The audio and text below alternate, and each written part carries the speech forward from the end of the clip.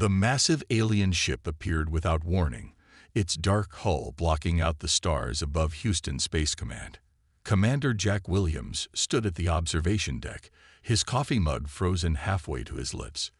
20 years of space service hadn't prepared him for this moment. "Sir, we're detecting 12 more ships entering the solar system," reported Officer Tom Reed, his fingers flying across the holographic display. "They're bigger than anything we've ever seen." Williams placed his mug down carefully, his mind already racing through defense protocols. "Get me a direct line to High Command. And someone wake up the President." Before anyone could respond, every screen in the command center lit up with the same message. The aliens had hacked their systems with embarrassing ease. The message was in perfect English.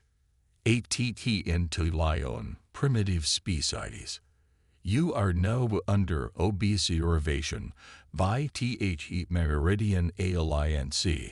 Remain in your current solar system, or face immediate destruction." Williams watched as his best technicians tried to fight back against the intrusion. Nothing worked. The aliens had complete control of their network. "Sir," called Reed, his voice shaking, "they've disabled our defense satellites. All of them. Just turn them off like they were light switches." The main screen flickered, and a figure appeared.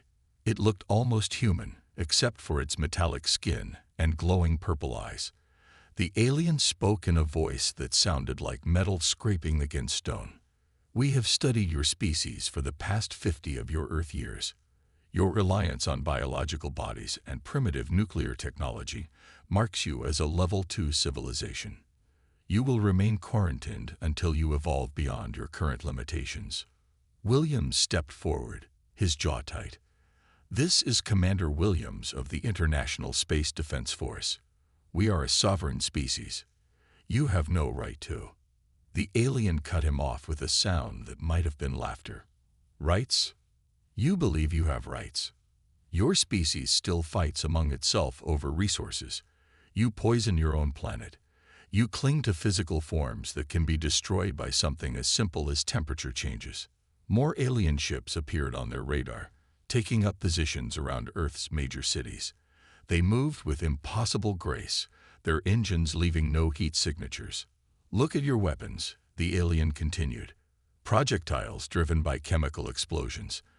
Energy generation through nuclear fission. Your most advanced AI systems are like children's toys compared to our quantum processors." Williams noticed something interesting. Despite their apparent superiority, the aliens seemed very interested in proving how advanced they were, almost like they were insecure. He filed that observation away for later. Right now, he needed to buy time. "If we're so primitive," Williams said carefully, "why not just ignore us? Surely we're not worth your valuable time." The alien's eyes pulsed brighter. "Because you have potential. In a mere 300 years, you went from horse-drawn carriages to space stations. Your rate of advancement is concerning. You will be contained until we decide if you are worthy of joining the Alliance." Williams glanced at his second screen. While the alien was talking, Earth's military forces were quietly mobilizing.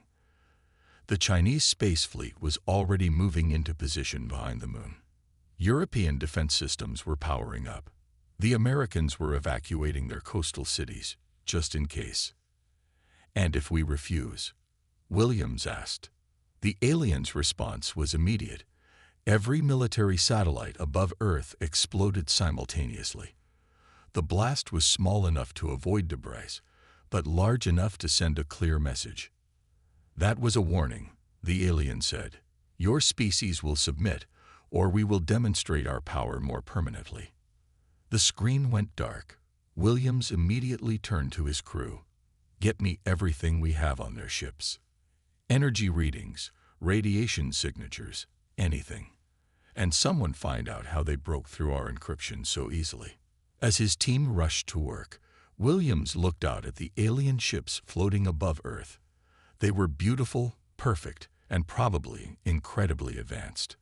But they had just made a serious mistake. They had threatened humanity.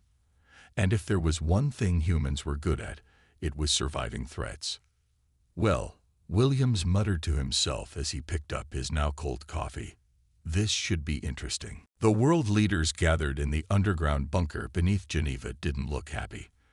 Admiral Thompson stood at the front of the room, his weathered face illuminated by the holographic display showing the alien ships in orbit. "Ladies and gentlemen," he said, "we have 24 hours to respond to their demands. They want Earth to surrender completely and become their protectorate." The Russian president slammed his fist on the table. "This is unacceptable. They think they can just come here and—" "They already have," Thompson interrupted. "And they've proven they can shut down our technology at will. The question is, what are we going to do about it?" The room fell silent. On the main screen, another satellite cluster went dark. The aliens were methodically dismantling Earth's communication network, piece by piece. "We should appear to submit," said the Chinese premier, her eyes narrowed in thought. "Make them think we're broken.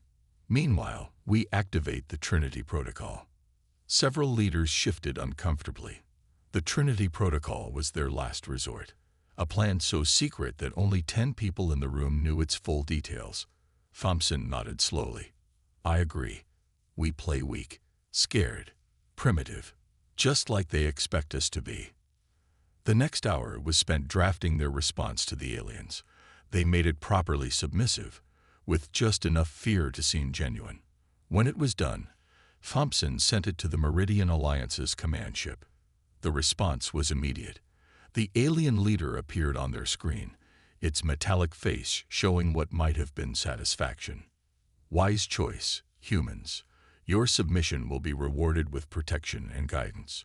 We will begin landing our administrative forces in your major cities tomorrow. Do not resist." As soon as the transmission ended, Thompson turned to the others. They bought it. "Now, we have work to do." Deep beneath the Pacific Ocean, hidden bunkers hummed to life. In the Siberian wilderness, massive hangars opened to reveal weapons that officially didn't exist. And in laboratories across the globe, scientists began studying the data they'd gathered on the alien ships. "Sir," a young officer called out, "we're detecting energy spikes from their fleet. They're positioning ships over every major city." Thompson watched the tactical display. The aliens were using a standard grid pattern, perfectly spaced and organized. Almost too organized. "Look at that," he muttered. "No random movements. No adaptation to terrain. They're following a playbook." He turned to his command staff. "Get me Professor Walker from MIT. I want to know everything about their movement patterns. And contact Commander Williams. Tell him to prepare the Ghost Fleet." The aliens, meanwhile, seemed pleased with themselves. They began broadcasting messages to Earth's population, explaining how fortunate humans were to receive their guidance. They talked about uplifting humanity, about teaching them proper civilization. They didn't notice the small changes happening below. They didn't see the military bases being emptied, equipment moved to hidden locations. They missed the subtle communications being sent through old radio frequencies and underwater cables. In orbit, their sensors didn't detect the stealth satellites that had remained dormant for years, waiting for exactly this kind of situation. Their perfect quantum computers didn't flag the seemingly random power fluctuations in Earth's power grid, fluctuations that were actually coded messages. "Sir," said Thompson's aide, "Trinity Protocol is at 40%. All nations report ready for Phase 1. Thompson looked at the alien ships, so confident in their superiority. They thought they were dealing with a primitive species that would roll over and submit. They were about to learn how wrong they were. "Send the word," Thompson ordered.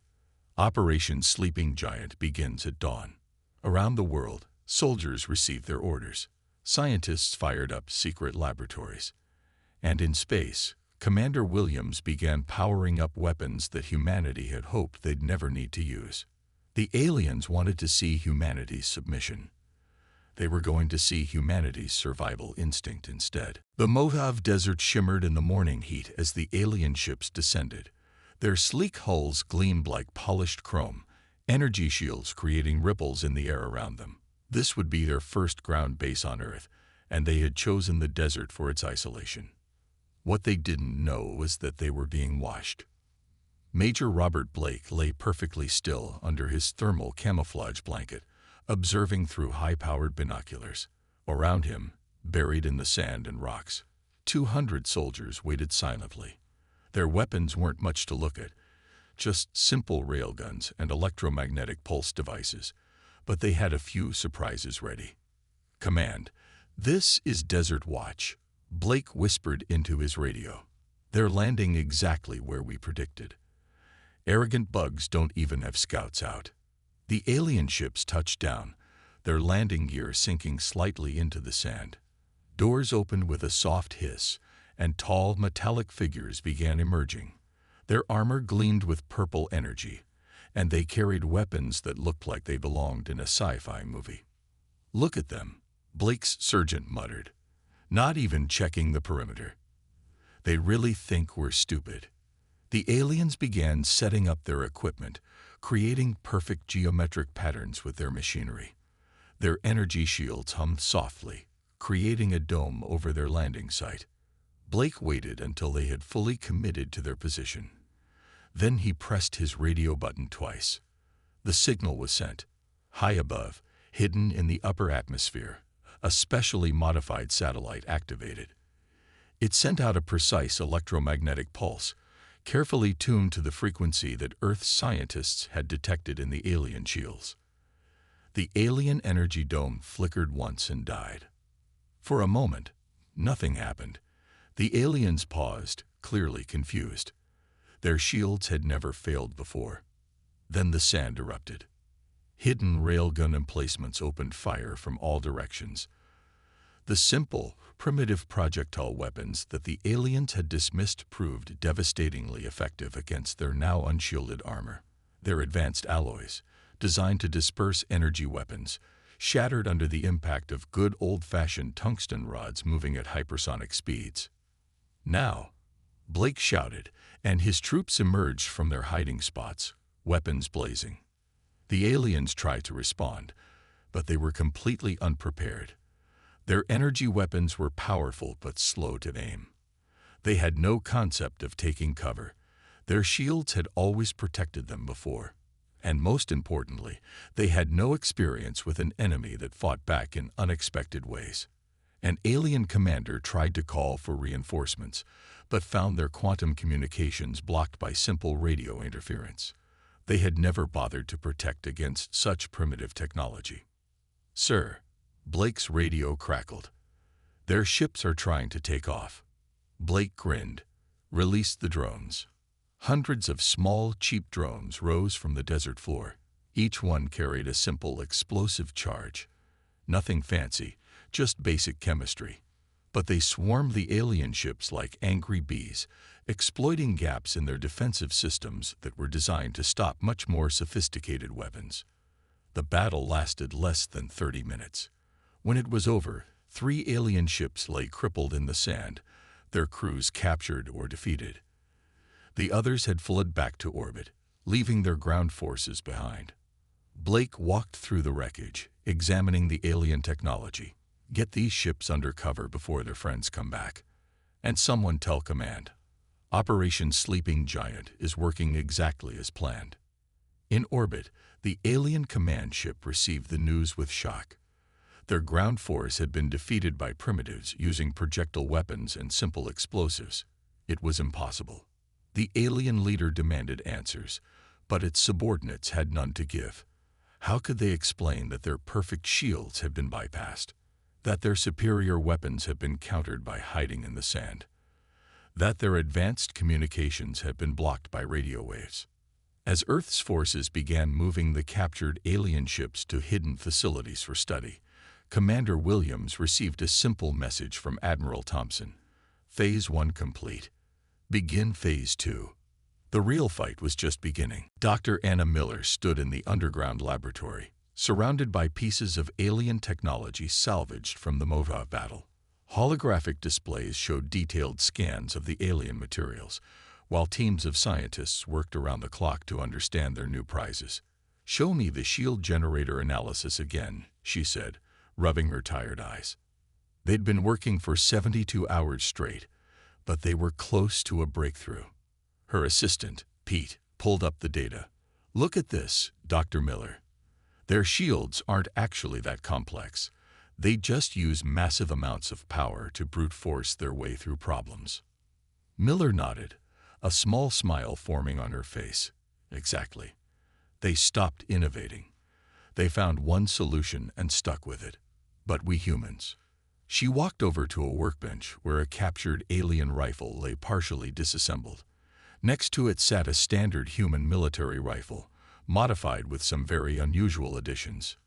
"We never stopped trying new things," she finished. The laboratory was part of a vast underground complex that officially didn't exist. Similar facilities around the world were all working on different aspects of the alien technology. The Chinese were studying their propulsion systems. The Europeans had their communication devices. The Russians were examining their armor. And here, deep under the American Midwest, Miller's team was working on weapons. "Dr. Miller," called one of her engineers, "the hybrid test is ready." They moved to the testing range. On one end stood a target protected by a salvaged alien shield. On the other end sat their modified human weapon. "This is Hybrid Test 47. Miller spoke into her recorder. "Combining human kinetic weapon systems with alien power distribution technology." The weapon fired. A simple lead bullet, wrapped in a shell of alien alloy, and propelled by a combination of chemical propellant and alien energy cells, streaked toward the target. The shield didn't just fail, it shattered. "Perfect," Miller whispered. "Their shields are designed to stop pure energy or pure kinetic attacks. They never considered we'd combine both." Alerts began sounding throughout the facility. Admiral Thompson's face appeared on the main screen. "Doctor, please tell me you have something. The aliens are massing for a major attack." Miller gestured to her team, who began transmitting data. "Better than something, Admiral. We've cracked their shield technology. More importantly, we've improved it." She explained their findings. The aliens had developed incredible technology, but they'd become complacent. They hadn't truly innovated in centuries. Every problem was solved with more power, more shields, more energy weapons. But humans took different approaches, combined technologies, tried crazy ideas just to see if they would work. "We can upgrade our entire arsenal within 48 hours, Miller said. "And the aliens won't know what hit them. Their sensors are calibrated to detect either kinetic or energy weapons. Our hybrids will be practically invisible until they hit." Thompson's face showed the first real hope in days. "Get it done. And doctor, there's something else you should see." New data flowed across her screens. Medical scans of the captured alien soldiers. Miller's eyes widened as she understood what she was seeing. "They're not just wearing mechanical bodies," she said. "They've completely abandoned their biological forms. That's why they think we're primitive for keeping ours. Can you use this?" Miller was already moving to another workbench, her mind racing with possibilities. "Oh yes. They've forgotten something important about biological bodies, Admiral. Something they gave up long ago." "What's that?" She picked up a small device, a prototype she'd been working on in secret. "Biology adapts. Evolution isn't just about survival. It's about becoming better than you were before. And we're about to show them just how much better humans can become." As her team rushed to mass-produce their new weapons, Miller looked at the medical scans again. The aliens thought leaving biology behind made them superior. They were about to learn just how wrong they were. Captain Mark Rogers watched from the bridge of his ship as the cargo freighter Star Merchant drifted seemingly dead in space. To any alien scanners, it looked like just another disabled human vessel, one of many they'd knocked out during their initial attack. They had no idea the ship was very much alive, and very dangerous. "All teams report ready," his communications officer whispered, though there was no need to whisper in space. Old habits died hard. Across the solar system, 30 other disabled cargo ships floated in carefully planned positions. Each one carried a surprise for the overconfident alien fleet. "Begin Operation Trojan," Rogers ordered. The cargo ships' holds opened silently. From each one emerged 5 smaller craft, humanity's new hybrid fighters. They were ugly things, built from a mix of human and alien technology. Regular engines paired with alien power cores, simple metal hulls reinforced with alien alloys, and weapons that no one had ever seen before. "Remember," Rogers said to his pilots, "they're expecting energy weapons or projectiles. They're not ready for both at once." The alien fleet hung in high orbit, their perfect formation unchanged since their arrival. They never varied their patterns, never adapted their tactics. Why should they? They conquered hundreds of worlds using the same approach. The first they knew of the attack was when their rear ships started exploding. Human fighters struck from all directions, their hybrid weapons cutting through alien shields like they weren't even there. The alien ships tried to respond, but their predetermined combat protocols were worse than useless against an enemy that didn't fight by the rules. "Look at that," Rogers' tactical officer shouted. "They're maintaining formation even while under attack." It was true. The alien ships stuck to their standard grid pattern even as human fighters darted between them, causing chaos. Their energy weapons were powerful but predictable, always firing in the same patterns that had worked for centuries. Rogers led his team toward the alien command ship, dodging return fire, launched the boarding pods. The pods, another human innovation, were simple things, just metal containers packed with soldiers wearing hybrid armor. The aliens had no defense against them because the concept of boarding actions had been abandoned centuries ago. Why board a ship when you could destroy it? They were about to find out why. Rogers' pod slammed into the command ship's hull, cutting through with a combination of kinetic drills and energy saws. His team burst onto the alien ship, carrying tools that looked more suited to mining than warfare. But they worked. Oh, how they worked. The aliens, so dependent on their energy shields, had no defense against simple thermal charges melting through their internal doors. Their robotic forms, perfect for space combat, proved vulnerable to basic electromagnetic pulses modified with their own technology. "Engineering deck secured," Rogers reported as his teams moved through the ship, beginning power core shutdown. The alien commander, finally cornered on the bridge, seemed unable to comprehend what was happening. "How?" it demanded. "You are primitive. Your technology is inferior." Rogers smiled behind his hybrid armor visor. "We were never primitive. We were just different. And that's what you never understood." Above Earth, the alien fleet was in chaos. Their perfect formation had become a perfect target. Their standardized tactics fell apart against an enemy that combined old and new technology in ways they'd never imagined. All ships reporting success. Communications announced, "The alien fleet is retreating from Earth orbit." But the aliens had left something behind. Their command ship, now under human control. And with it, access to their entire military network. Rogers sent a brief message to Admiral Thompson. Phase 3 complete. Ready to begin Phase 4. As his teams began downloading the alien database, Rogers looked out at the stars. The aliens had thought humanity would be an easy conquest. Instead, they'd given humanity the keys to the galaxy. And humanity was just getting started. The alien council chamber was in chaos.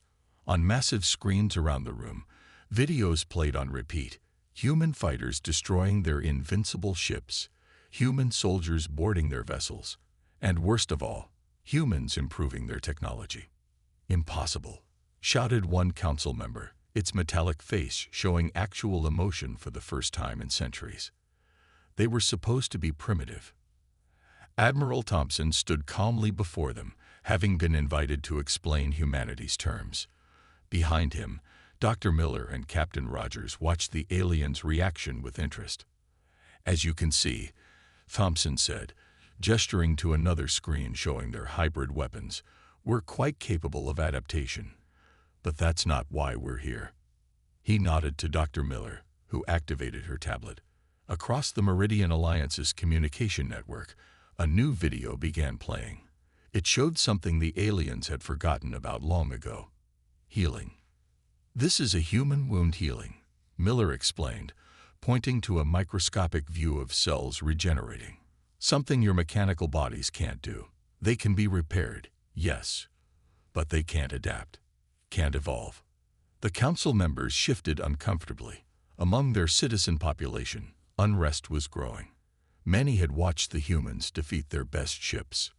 Now they were seeing something else, an ability their species had given up. Our bodies aren't primitive, Miller continued. They're the result of billions of years of evolution, and we've learned to combine that natural advancement with technological progress. More videos played across the Alliance network. Humans using their hybrid technology in ways the aliens never considered, combining biological intuition with mechanical precision. But most importantly, showing how humans helped each other, adapted together, worked as a team rather than following rigid protocols. Your society is built on standardization, Thompson said. Everyone following the same patterns, using the same tactics, thinking the same way. But that's not strength. It's stagnation. The council leader stood up, its purple eyes flickering. You dare to lecture us? We have conquered galaxies. And now you're losing them. Rogers cut in, activating his own display. It showed reports from across the Alliance territory, worlds beginning to question their leaders, species wondering if abandoning their biological forms had been a mistake. 3 of your member species have already contacted us, Thompson revealed. They want to know how we achieved our hybrid technology, how we maintain our biological advantages while advancing technologically. The council chamber erupted again, members arguing among themselves. Their perfect hierarchy was crumbling as doubt spread through their society. Here are our terms, Thompson said over the noise. First, you recognize Earth and humanity as equals. Second, you share your star maps and technological database, though I suspect we've already improved on most of it. Third, you allow free communication and trade with any species that wishes to contact us. Or what? The council leader demanded. Thompson smiled. Or we release the full details of how easily we defeated your perfect military. Show everyone how a primitive species overcame your standardized tactics. Perhaps demonstrate how our hybrid technology can be replicated by anyone willing to think differently. The chamber fell silent. The aliens had faced military defeats before, but this was different. This wasn't just about losing battles. It was about losing control. Their entire society was built on the belief that their way was the only way forward. Humanity had just proven them wrong. We will consider your terms, the council leader said finally. As they left the chamber, Miller turned to Thompson. They'll agree. They have to. Their own people are already demanding changes. Thompson nodded. Turns out the greatest weapon wasn't our hybrid technology or clever tactics. It was showing them a different way to exist. A better way, Rogers added. One that combines the best of biology and technology, rather than abandoning either. Behind them, the council continued to argue, their perfect unity shattered by the very primitives they had tried to conquer. Sometimes the best way to win a war wasn't through fighting. It was through teaching. 1 year after the failed invasion of Earth, the galaxy had changed dramatically. The massive meeting hall on the neutral space station, Unity, was packed with representatives from hundreds of species. Some were mechanical, like the Meridian Alliance leadership. Others were biological. Many, taking inspiration from humanity, had begun exploring hybrid options. Commander Williams stood at the main podium, looking out at the gathered species. Next to him, Dr. Miller made final adjustments to their presentation, while Admiral Thompson spoke quietly with various alien delegates. Welcome to the first Galactic Medical Conference, Williams began. Today, Earth will share its medical technology with all interested species. The room buzzed with excitement. Earth's biological healing techniques, combined with advanced technology, had proven more effective than pure mechanical solutions. Several Alliance species had already begun the process of reclaiming their biological forms. Dr. Miller will demonstrate our latest breakthrough, Williams continued. A way for mechanical beings to regrow organic bodies using their own archived genetic codes. Miller stepped forward, displaying holographic images of the process. Your ancestors didn't just give up their bodies, she explained. They stored their species' genetic information, believing they might need it again. They were right. The Meridian Council leader, now serving as just one voice among many in the new galactic cooperative, watched with intense interest. Its species had been among the first to request help returning to a biological form. But this isn't about going backwards, Miller continued. We're not suggesting abandoning technology. Instead, we're showing how biology and technology can work together, making each other stronger. Captain Rogers, now Fleet Commander Rogers, entered the hall with more news. The first hybrid defense fleet is ready, he announced. Crewed by members of 12 different species, combining all our various strengths. The changes weren't just military. Trade routes had opened up across the galaxy. Species that had been isolated by Alliance protocols were now sharing ideas, culture, and technology. The rigid hierarchy had been replaced by a cooperative network of equals. Humanity's greatest gift wasn't their hybrid technology, the Council leader admitted, its mechanical body gleaming under the lights.